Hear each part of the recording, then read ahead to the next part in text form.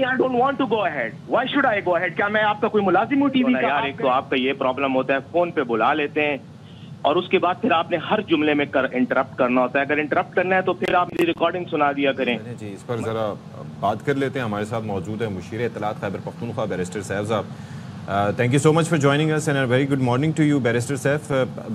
You are one of those people जो कि बहुत ज़्यादा परेशान थे इस एतबार से जब वज़ीर आला के वेयर अबाउट्स का नहीं पता चल रहा था और 9 घंटे तक ज़ाहिर है कि वो गायब रहे, कुछ पता नहीं था। तो बिलाखिर बानी पीटीआई की जानिब से भी ये स्टेटमेंट सामने आया कि उनको उठाया गया था। आपको पता चल सका कि वो कहाँ थे इस असना में, इस दौरान कि जबकि वो गायब थे, कोई फ़ोन नहीं मिल रहा था, कोई राब्ता नहीं हो रहा था? Where was he? जी मेरे ख्याल में उसकी वजाहत तो हम बार बार अब कर चुके हैं, ये तो स्टेटमेंट्स भी आ चुकी हैं। दोबारा repeat at the cost of repetition अगर आपने नहीं सुनी तो बता देता हूँ कि इस्लामाबाद में ही थे और आए थे, वहाँ पर एस्टैब्लिशमेंट के इदारों के साथ मुलाकात थी। अच्छा, उनके साथ मीटिंग थी, वो मीटिंग तवील हो गई और वहाँ पर जैमर्स लगे हुए थे जिसकी वजह से उनके फ़ोन से रब्ता मुमकिन नहीं था। इस वजह से हमें परेशानी शुरू हुई, लेकिन बाद में उनका रब्ता बहाल हो गया और बस मामला ख़त्म हो गया। ये बात तो वज़ीर आला साहब खुद भी कह चुके हैं मेरे ख्याल में और हमने भी इसकी वजाहत कर दी है। अच्छा, तो आपने कहा कि मामला ख़त्म हो गया है। दूसरे ये कि एक तो बार बार वो आपको टाइमलाइन नून लीग वाले याद दिला रहे हैं, जो टाइम फ्रेम दिया था अली अमीन गंडापुर ने कि किस तरीके से वो जेल से निकलवा लेंगे। काउंटडाउन के बारे में आप क्या कहेंगे? वो सियासी बयान था या जिस तरीके से नून लीग आप कह रही है कि भाई आपने जो कहा करके तो दिखाएं? So what do you say about it?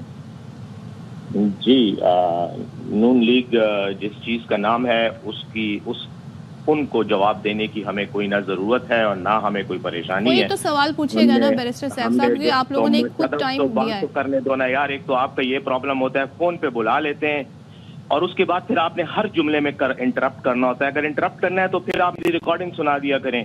मतलब मैं आपको जवाब भी तो दे रहा हूँ और मैं क्या कर रहा हूँ, यही आपके सवाल के जवाब देने लगा हूँ। आप थोड़ा गुस्सा ना करें। इंटरप्टेड अगर बात नहीं करने देंगी तो फिर बात करने का फायदा क्या है? आप जवाब दे दें, गुस्सा ना करें।